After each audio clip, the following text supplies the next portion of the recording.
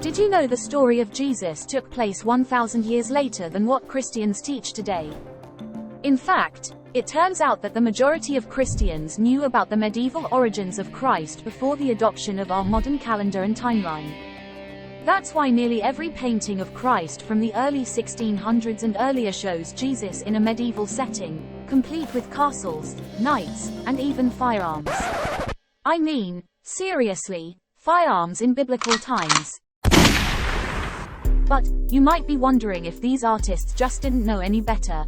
After all, knowledge of ancient times was kind of foggy for folks living in the Dark Ages. Well, there's hard scientific evidence suggesting that these medieval depictions are more on point than what we've been led to believe. Astronomical evidence, in fact, is in on the conspiracy that Jesus actually lived in the Middle Ages. The New Testament mentions celestial events like the Star of Bethlehem at Jesus' birth, and a total solar eclipse just before his crucifixion, with 33 years in between. There is a high probability that the medieval duplicate for the Star of Bethlehem was the supernova that created the Crab Nebula in the Taurus constellation.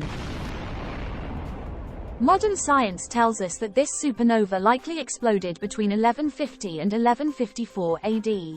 If we average it out to the year 1152, we would miraculously find a complete solar eclipse exactly 33 years later, on May 1, 1185 AD, in that same part of the sky.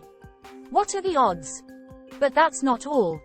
Evidence for a Jesus living in the medieval era of the 1100s can also be found in dates that don't quite sync with the Gregorian calendar and its associated timeline.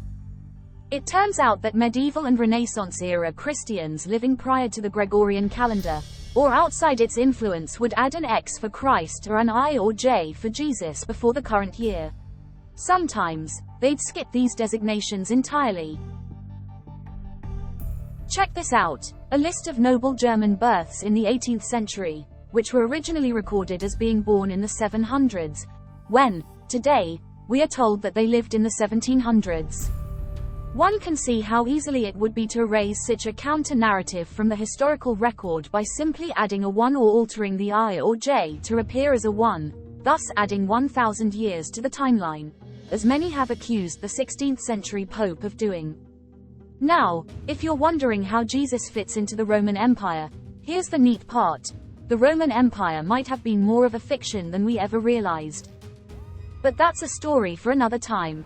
In the meantime, check out historyhacked.com for hours of rabbit hole diving history content, and visit our Shop Tartaria store for the hottest trends in Tartarian fashion and lifestyle. Give this video a like, subscribe to History Hacked, and follow us at history_hacked. Thank you for watching, and we will see you next time.